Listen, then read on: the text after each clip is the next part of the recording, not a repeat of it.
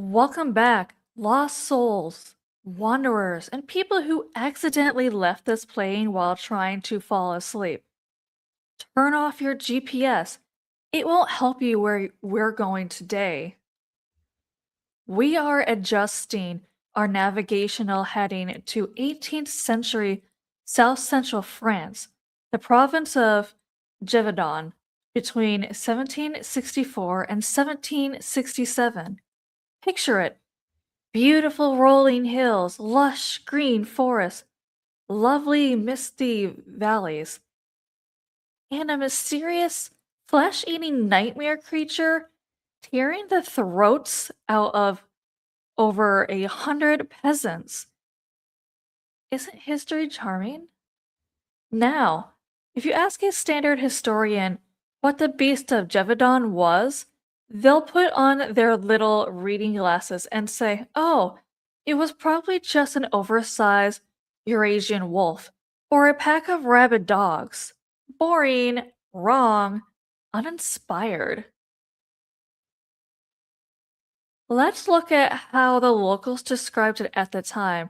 They said it was the size of a horse, with reddish fur, a chest as wide as a doorway, and a tail like a panther, and a head that looked like someone tried to sculpt a wolf out of nightmares while suffering a severe manic episode. Oh, and it had a preference for deprecating human beings. Deprecating human beings. It didn't just bite you, it collected heads like novelty keychains. It started in the summer of 1764. A young woman tending cattle sees a massive beast charging out of the woods. Luckily, the bulls in her herd turn around and gored this thing away. She lived. Great story for her. Less great for 14-year-old Jean Boulet, who was attacked a few weeks later and wasn't carrying a herd of defensive bulls in her back pocket. And that buffet was open. And here's where the dark comedy of French feudal society really shines. The beast wasn't just killing people, it was embarrassing the monarchy.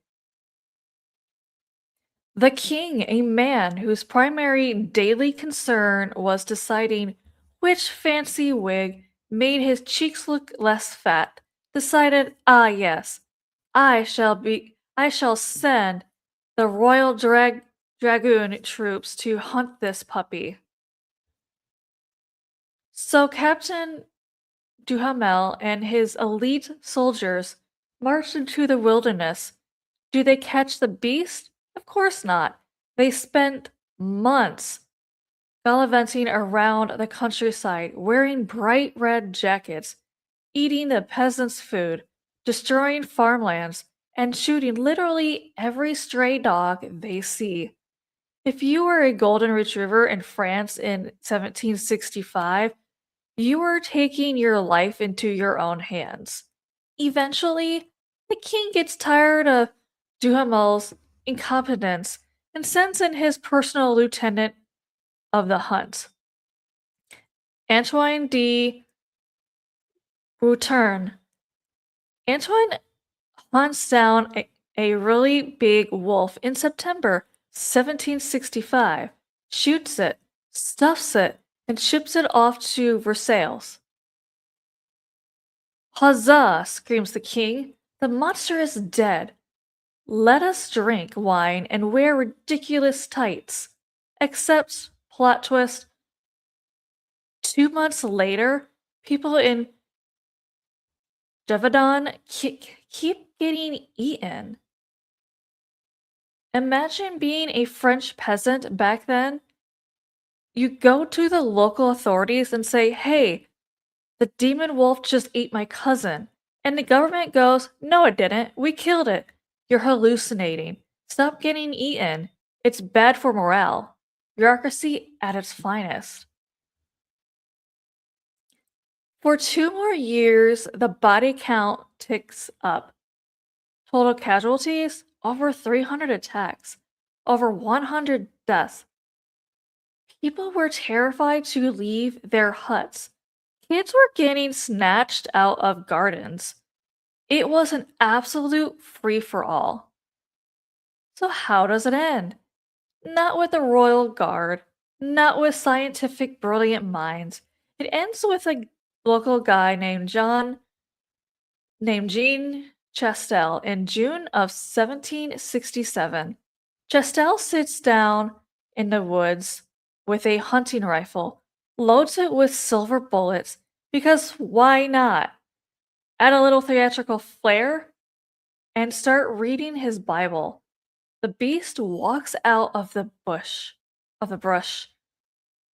looks at Jean, and instead of pouncing, it just stops and watches him read. Jean calmly finishes his prayer, closes the Bible, puts down the book, picks up his gun, and shoots the beast point blank in the chest. That was it. Game over. Clean up on aisle 4. They autopsied the creature's corpse and found human bones inside its stomach. Classic. Was it was it an escaped exotic hyena? A wolf dog hybrid trained by a serial killer? A direwolf that got lost on its way to a fantasy novel? We don't know. And honestly, I hope we never find out. The world is much more entertaining when there's an unexplained horse sized man eater lurking in the historical record.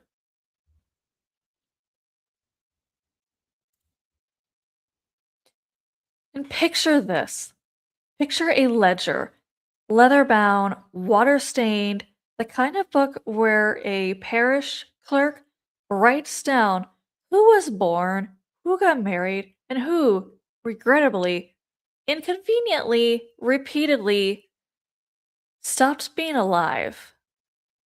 Now picture that clerk adding a new column, not cause of death, fever, not cause of death, old age. Finally, thank God, a new column, because the old ones don't fit anymore. Cause of death, the beast. He writes in the first time on June 30th, 1764, next to the name Jean Boulet. She was 14, and he tells himself, because that's what men with ledgers do, they tell themselves things, that this is a one time entry, a tragic anomaly. Wolves happen. France has wolves. This is simply a wolf with a main character energy. He writes it again 3 weeks later, and again, for 3 straight years, until the ink itself starts to feel like it's mocking him, until the beast stops being a cause of death and starts being a punctuation mark at the end of a sentence he can't stop writing.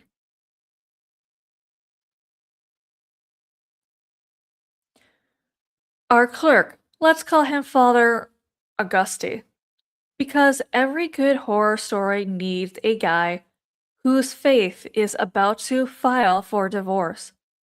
Starts this the way anyone starts a horror story, annoyed.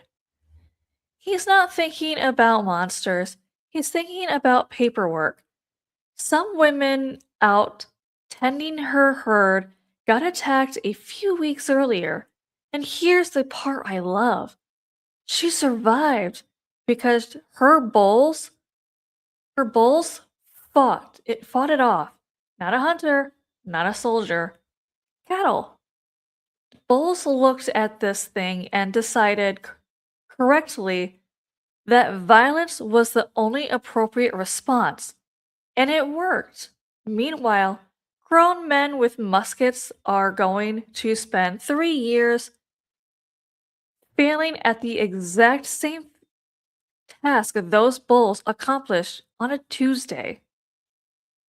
Auguste doesn't think much of it. Wolves attack livestock. Sometimes livestock includes the woman standing next to it. Tragic, ordinary, God's will. Next entry, please. Then Jean Boulet dies on June 30th, and it's different.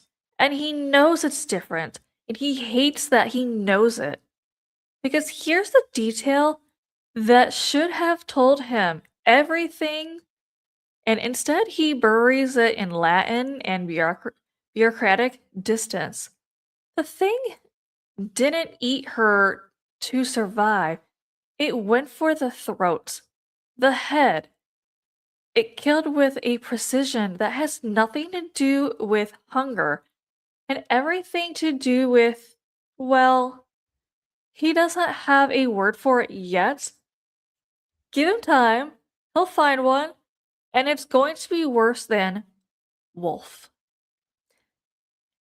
Because a hungry animal eats, this thing again and again left bodies mutilated but untouched.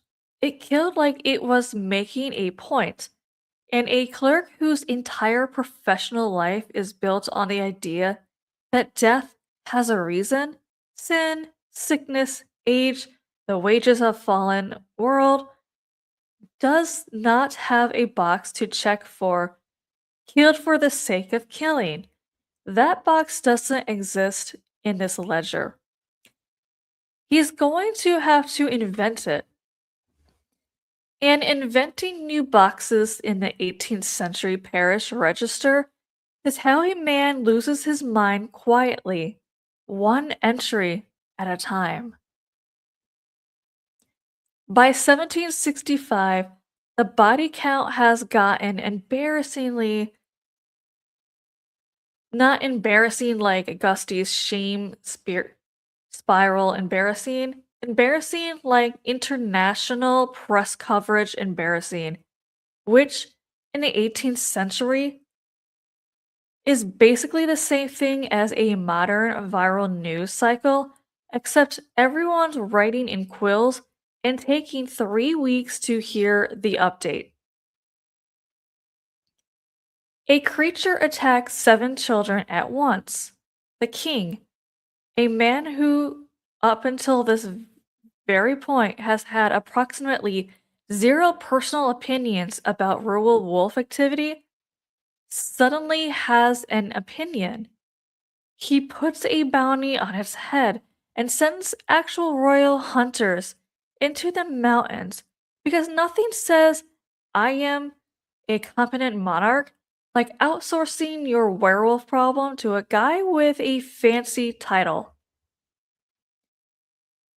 Enter Francis Antoine, lieutenant of the hunt, a man whose entire job description is kill the thing so the king can stop being tweeted at. He goes into Gévaudan and he kills a wolf, a big one, a genuinely impressive wolf. Honestly, good for him. He ships the carcass to Paris as proof. Victory lap. Parade energy. Case closed. Everybody go home. The beast is dead. Long live the king's excellent taste in hunters. Except it's summer. And it's a multi-week journey. And by the time that Wolf's entire that and by the time that Wolf arrives in Paris, it has rotted into something that no longer resembles evidence so much as a smell with opinions. Nobody can confirm it's the beast. Nobody can confirm anything except this wolf is now doing its own decomposition based haunting of the Palace of Versailles.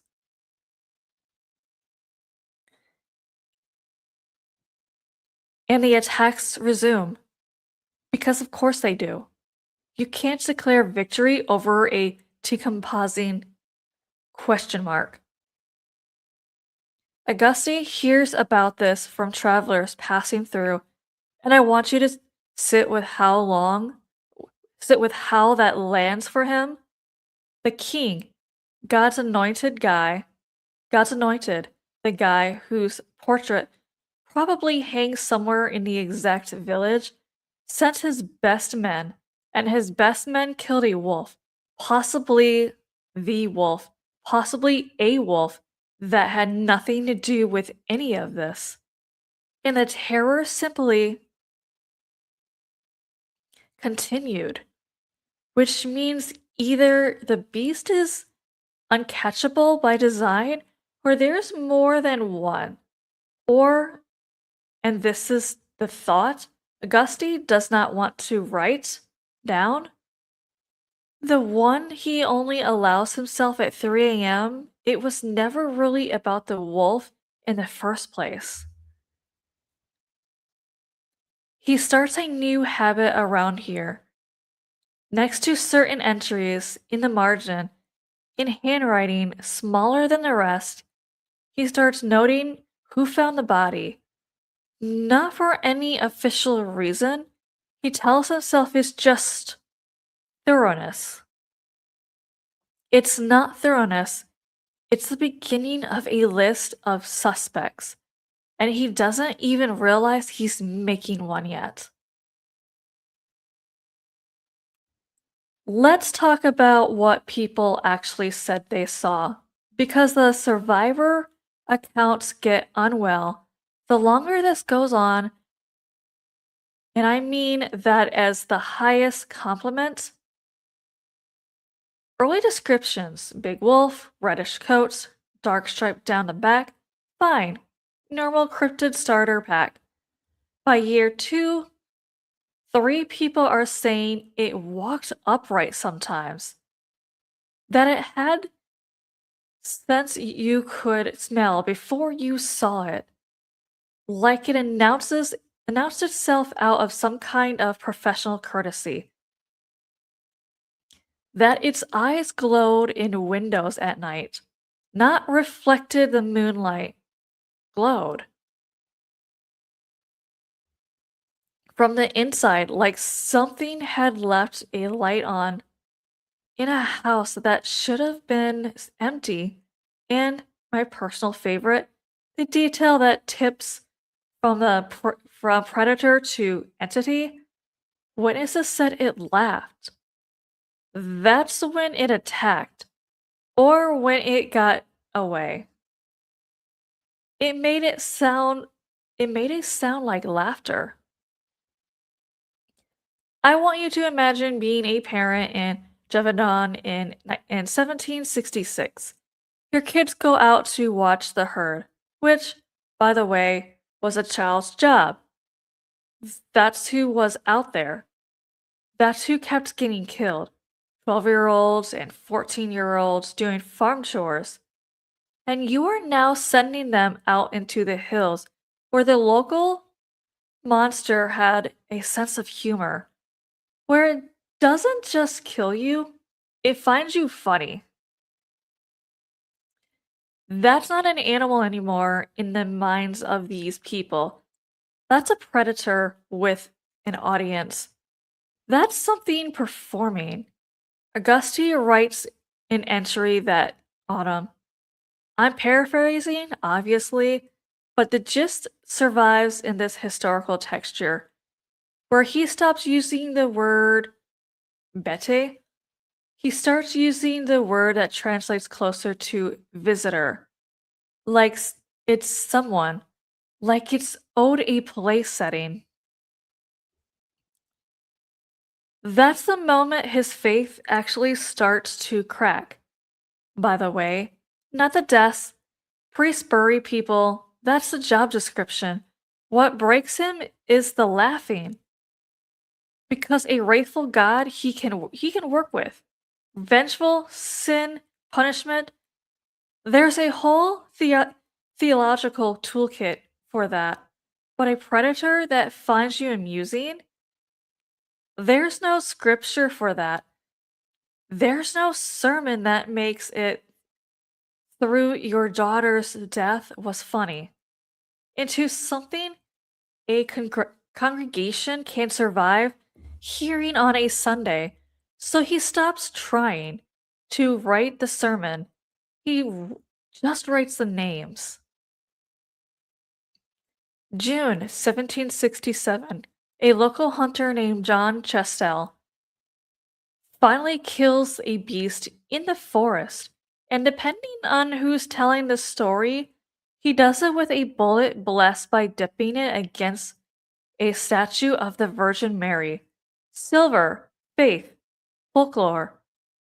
This is the exact moment the beast of Gévaudan permanently checks into werewolf lore and never checks back out. Every teen wolf, every brotherhood of the wolf, every campfire retelling, it's all downstream. It's all downstream of one of the guy and his suspiciously well-prepared ammunition. Here's where it gets interesting, though. And here's where our friend Auguste's ledger stops being a record of deaths and starts being a record of village turning on itself. Because people don't just think Chastel, people get suspicious of Chastel. And the suspicion is delicious, honestly. In a way, only 18th century small town paranoia can be delicious. Theory 1. The beast belonged to him. That he trained it. That he sent his own personal monster out to terrorize his neighbors for.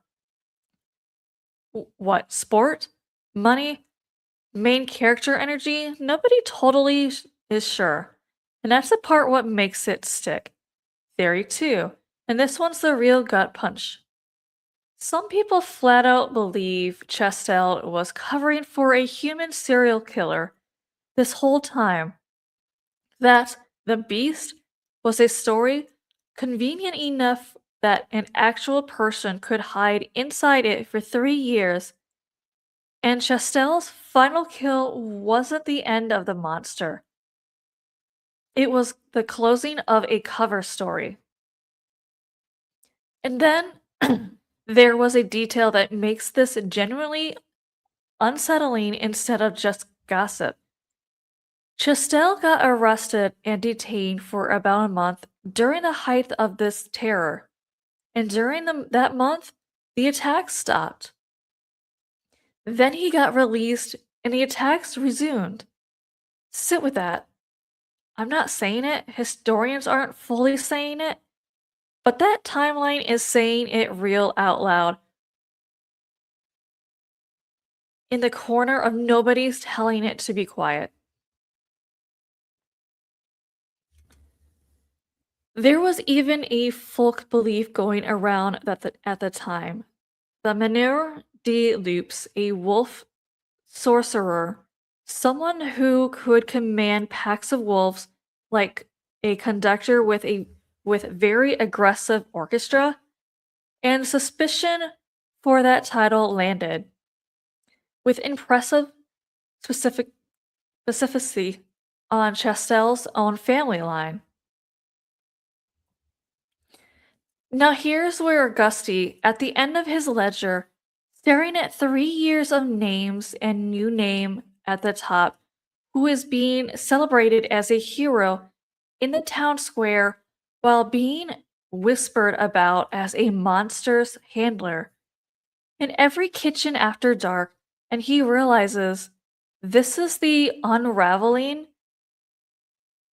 This is the whole point of dragging a fictional priest through this, that his job was never actually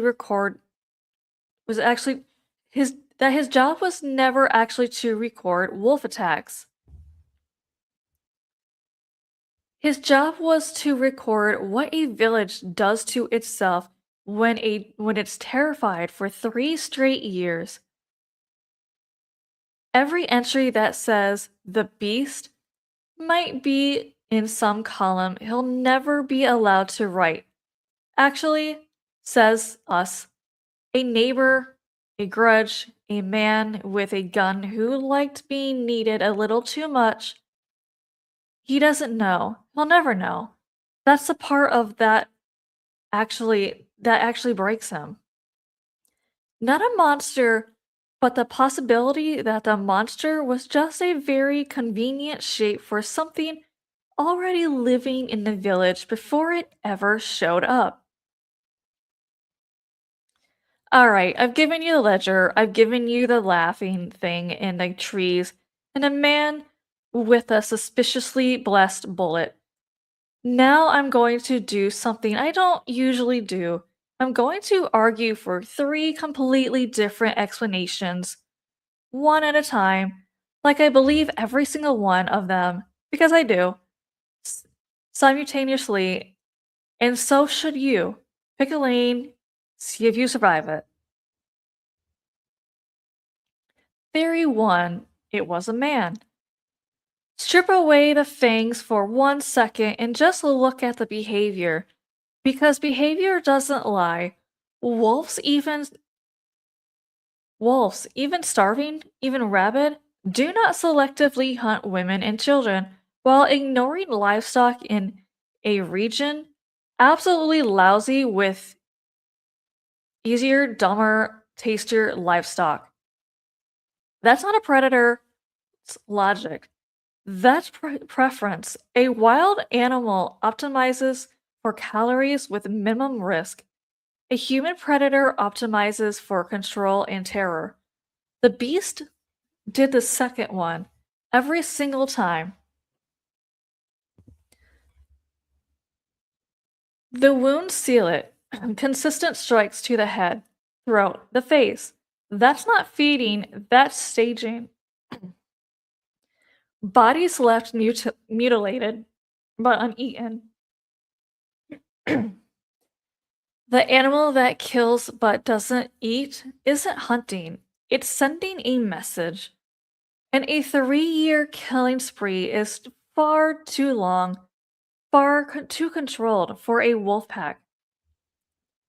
Armed patrols would have thinned the pack to nothing inside a season, but a human hiding behind an increasingly hysterical monster myth has every incentive to keep going.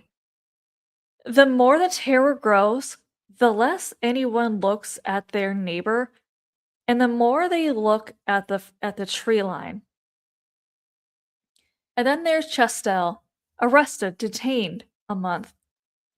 The killing stop, released. They resume.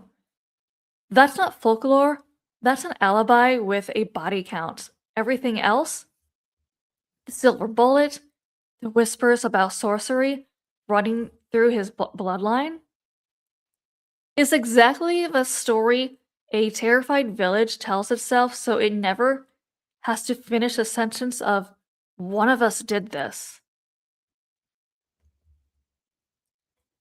Theory 2. It was something that shouldn't have been there at all. Read the eyewitness accounts as testimony, not superstition. And something genuinely doesn't fit a wolf. Dozens of independent witnesses who never met each other kept describing a build wrong for Canis lupus, the size of a calf or a small horse. A chest too broad, a head too massive, a long tough tail no European wolf has ever grown in the history of having a tail. Reddish coat, dark dorsal stripe. That's not a wolf with a bad attitude. That's a different animal wearing a wolf's job title.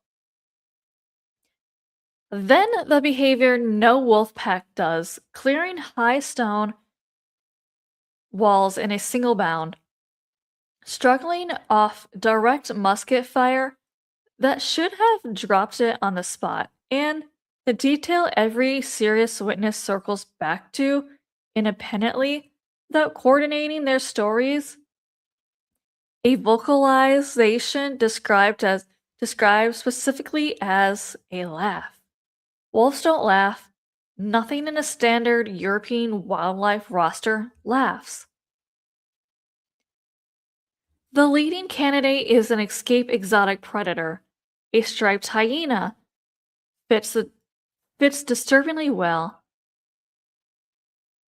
The slopped back, the jaw built to crush bone instead of sheer meat, the eerie vocal range, even the head and throat targeting, which is exactly how hyenas hunt differently from wolves.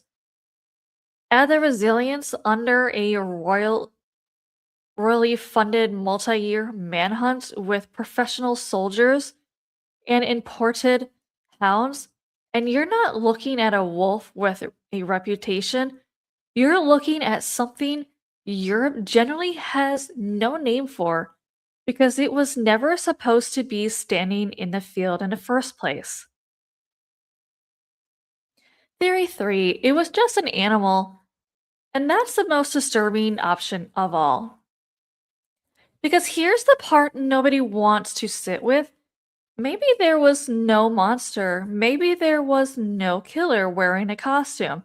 Maybe it's just one or several unusually large wolves or a wolf dog hybrid by someone, maybe even Chastel, intentionally or by accident, and the entire beast was built out of out of terrified people, compounding an ordinary tragedy into a legend. In real time, while it was still happening to them, Gévaudan had a genuine wolf overpopulation problem. Multiple wolves operating across the same rough territory explains attacks reported near simultaneously miles apart. No singular beast required. Just very bad wolf year hitting a population already primed to see a demon in every shadow. A large male, sick or injured, would push towards the softest target available. Children and women left alone in the herds. Not out of some supernatural preference, but because that's who was standing there unguarded. Even the impossible traits collapse under scrutiny. A hybrid explains the unnatural size and the total absence of learned fear of muskets. The vulnerability is just an 18th century smoothbore fired in a panic from too far away. And the laughing, that's a wolf ordinary vocal range run through the ears of people who spent 3 years being told to expect the devil. In the autopsy of Chastel's final kill, backs this reading harder than any other. A massive canine, a massive canid stomach with human remains inside. An oversized skull, unusual but fundamentally canine fur. Not reptilian, not feline, not anything you'd need folklore to explain. Just an aberrant, enormous wolf.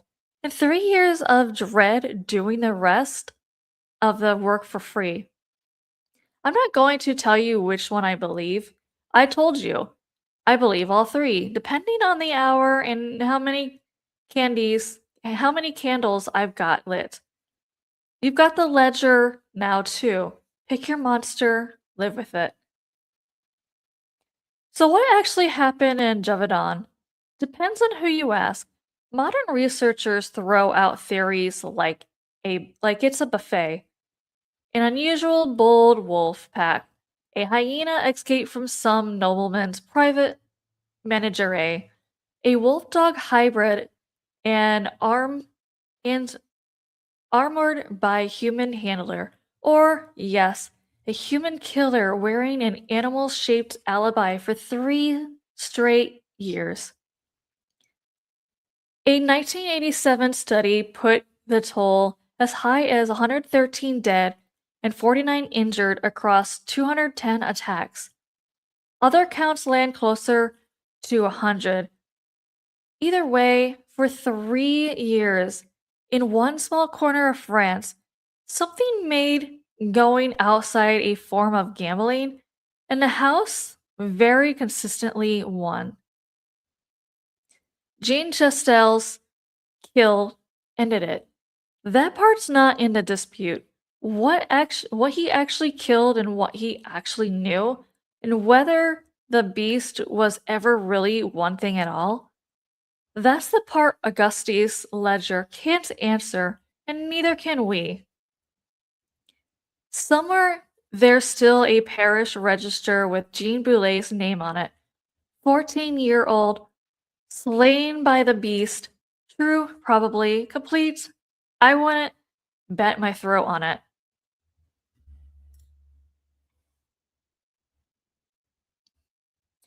Now that everybody knows the Beast of Gévaudan, 18th century France, big wolf thing, 800 peasants, the king sent actual soldiers to shoot it.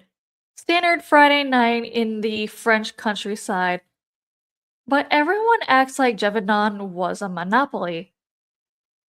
Like France had a copyright on terrifying, vaguely wolf-shaped apex predators that looked like they were drawn by an epileptic plague survivor. They didn't. History is full of these little localized apocalypse beasts. And today, we're going to meet the family. Let's start in Ireland, 19th century, the beast of Partry.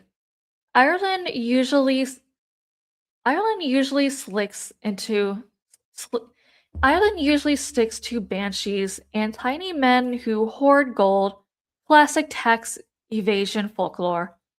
But in 1890s, the Partry Mountains got their very own hairball from hell.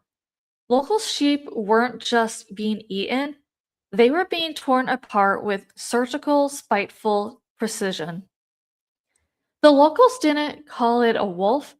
Wolves were long gone. They called it the creature. Witnesses described something with the body of a massive hound, the front legs of a bear, and a gait like a drunken acrobat. It didn't just hunt for food, it hunted because it was bored. Do you know what happens when 19th century Irish farmers get terrified by an apex predator? They don't call the police. They bring out skies, pitchforks, and heavy whiskey, and they sit in the bushes for 3 weeks doing absolutely nothing while the beast eats three more calves.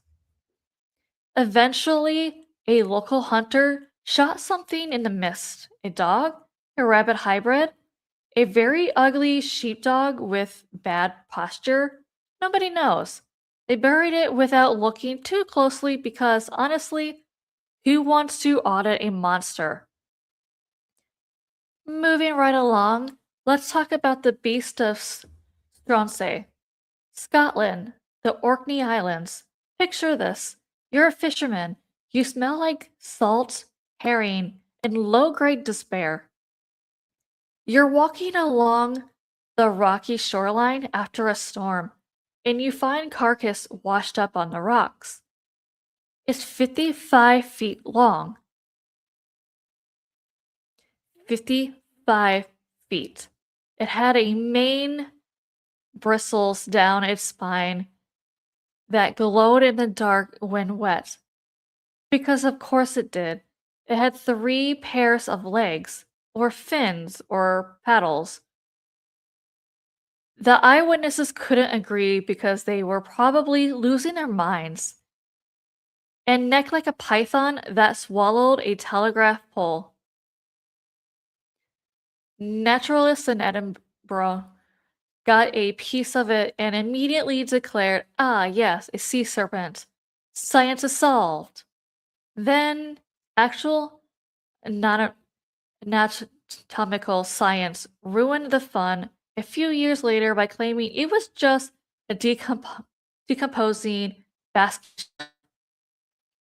A basking shark. Do you know how much copium you have to inhale to turn a decaying shark into a six-legged, glow-in-the-dark dragon? I respect it. I respect the delusion. If I find a dead whale on the beach tomorrow, I'm telling everyone it was Leviathan's younger, stupider brother, and no one can stop me. And finally, we come to the beast of Bladenboro, North Carolina, 1954. This one isn't 18th century history. This is the era of tailfins, soda fountains, and nuclear paranoia.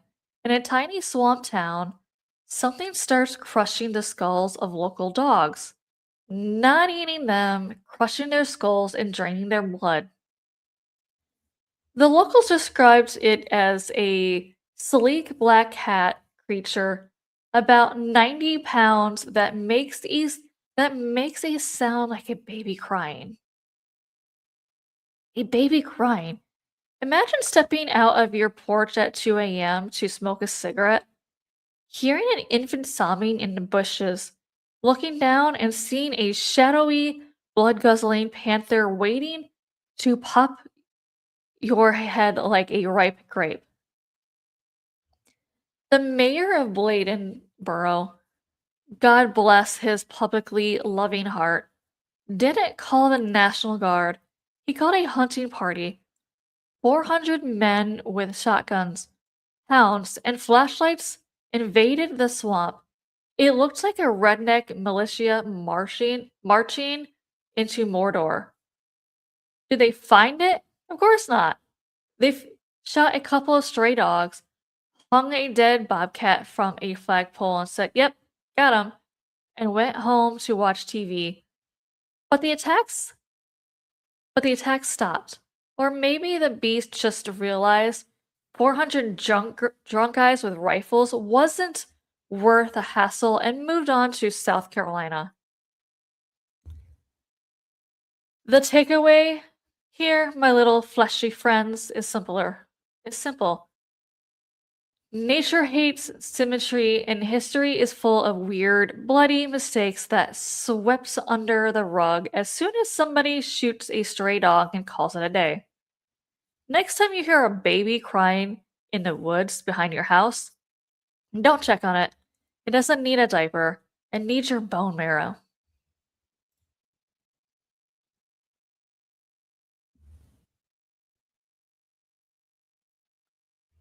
There's a man I want you to know about. His name was Thaddeus Renner. Thaddeus Renner. And if you've never heard of him, that's because he made absolutely sure of it. Renner was a minor naturalist working out of a damp little office in Lyon in the 1850s. The kind of man who got into natural history because it let him avoid people while still technically having a job. He started, innocently enough, cataloging wolf attacks. Just wolves, just data. Very boring, very Renner. Then he found a Gévaudan file. Not the popular version, the administrative version. Payment ledgers for hunters, complaint letters from terrified mayors. A truly deranged number of official reports about a creature that apparently changed size, color, and species depending on which terrified peasant was doing the describing. And Renner had a thought that ruined the rest of his life. This happens before. Not wolves have attacked people before. Obviously, wolves do that. Wolves have jobs too. He meant this exact shape of event. The panic, the pattern, the beast that seems to arrive right when a region is politically or economically primed to need a monster. He started pulling records, livestock deaths, regional panics, beast sightings going back hundreds of years before Gévaudan, and popping up steadily after. By 1861, filed 11 he filled 11 notebooks. By 1863, he was writing letters to the Ministry of Interior insisting that the beast was less an animal and more a reoccurring civic event, like a plague or or a tax revolt. The occasional that occasionally grew teeth. Nobody responded correctly, I might add, because at some point in 1864, Renner's notes stopped being organized by date and started being organized by what he called reoccurrence intervals. In one margin note, I am not joking, just says, it is not the same beast, it is the same invitation. He disappeared in 1866.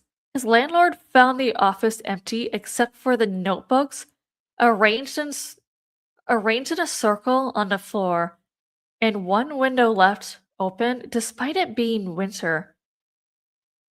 We don't know what he was looking for, but I went looking for what he found, and folks, he wasn't wrong about the pattern. He was just early. The invitation kept going for another 160 years. Here's a fun fact nobody puts in the Wikipedia intro paragraph. France did not calm down after Gévaudan, France. Apparently, though, Gévaudan slapped and decided to run back regionally several more times, like a haunted regional theater company touring the same production. The Beast of Benels shows up in the 1870s, sheep torn apart, a wolf-like creature seen loping upright. Always upright, always just wrong enough through the fields through Borgel hunters shot several actual wolves. The attacks continued anyways, because apparently the wolves filed a complaint that they weren't the ones doing this. The Beast of Singlaise, 1874, Normandy. Same setup, livestock massacred in a way witnesses insisted no wolf could manage. Necks bitten clean through animals' drags distance that made hunters visibly uncomfortable to estimate out loud. A wolf gets killed eventually, gets paraded around, gets declared the beast. The killings stop for about a year. Then they don't. The Beast of Sariat, the Beast of Viverals, the Beast of Chazes. I want you to understand these are not urban legends I dug out of a forum. These are documented regional panics, with hunting parties, government bounties, and newspaper coverage occurring roughly every decade in roughly the same country. Following roughly the same exact three-act structure Renner mapped out before he vanished into his own paperwork. Here's my unhinged little theory, free of charge. Rural France in 1800s ran on a very specific kind of fear economy, a bad harvest, a tax hike, an unpopular local lord. You needed somewhere to put that dread, and the government is failing us, is treasonous, trusting us to thing to say out loud in 1874. But there is a beast in the woods. That's just weather, that's just bad luck. That's just a monster you're allowed to be afraid of. Convenience, how the monsters kept showing up right on schedule. Now, this is the part that got me. The beast didn't stay in France. It got a passport. The Beast of Exmoor, England, 1970s onward.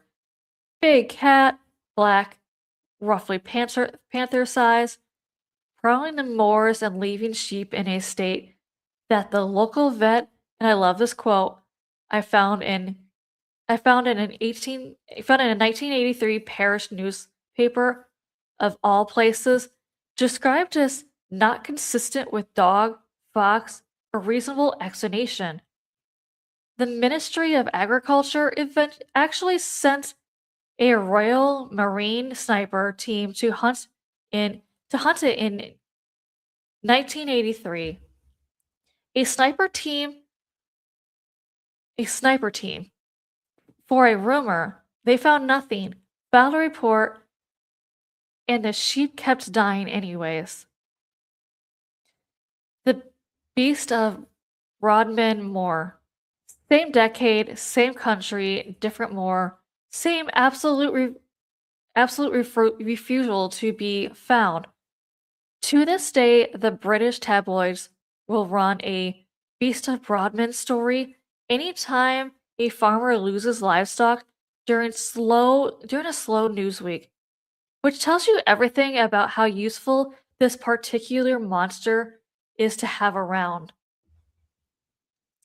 The Beast of Braymore Road, Wisconsin, 1936 through the 1980s, and honestly, probably still going on. Upright, wolf-headed, seen crossing rural roads at night. Away near Elkhorn, always described by sober, embarrassed, extremely reluctant witnesses who did not want to be in the local who did not want to be the local werewolf guy. But here we are. Linda Godfrey turned this into a career. The town turned it into a tourist attraction. Nobody turned it into a body. The Jersey Devil.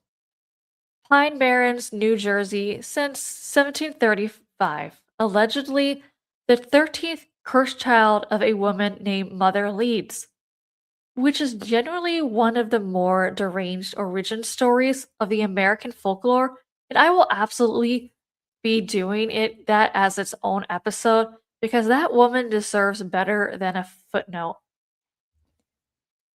And then there's one that really got under my skin. The Beast of Le Gévaudan, American's cousin nobody talks about. The wave of unexplained cattle mutilations that swept the American Midwest starting in the late 1860s. Precise incisions, no blood at the scene. Predators that avoid the, the meats entirely. Investigators, ranchers, even the FBI at one point, all circling the same word Renner used and hating themselves for it. Pattern. Different continents, different centuries, different animals blamed, same exact choreography every time. Livestock first, sightings second, and an official explanation that satisfies absolutely no one third, and a fourth act that never actually arrives. I keep coming back to Renner's little margin note. It is not the same beast, it is the same invitation.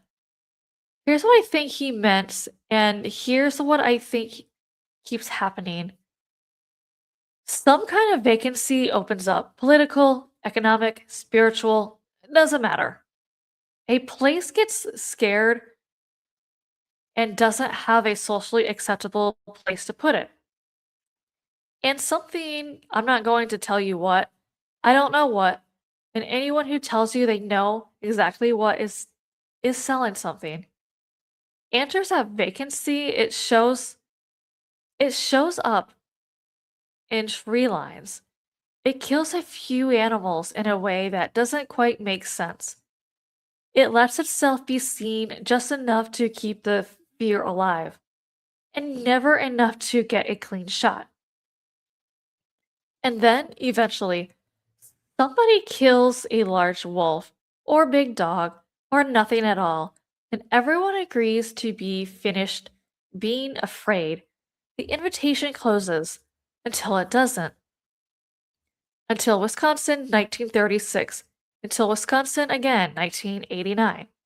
Until a sheep farm in Devon last spring. Honestly, if you go looking. I don't think it's the beast of Gévaudan Gévaudan was an animal. I don't think any of them were, not really, not fully. I think Gévaudan was just one that got famous enough to get a name we all remember, and everything since has been the same act, restaged under new management for a crowd that keeps forgetting they've seen this show before. Renner figured out in a cold office in Lyon with 11 notebooks and no funding, and it cost him everything, including, as far as we can tell, his own ending. So here's my question for you, and I want you to sit with this one. If the invitation is still going out on a schedule of pattern roughly once a generation, roughly whenever fear needs somewhere to live, when's the next one due? That's the file on the copycat beast. If your regions had unexplained livestock panic lately, and statistically several of you obviously absolutely have, I would like to know immediately. Do not sit on this. My inbox is open and my judgment is fully suspended for this particular topic. Lock your gates, feed your dogs first, not last. And if you see something upright at the tree lines that shouldn't be upright, don't name it. Naming it is how it gets a fan base. I'll see you next time.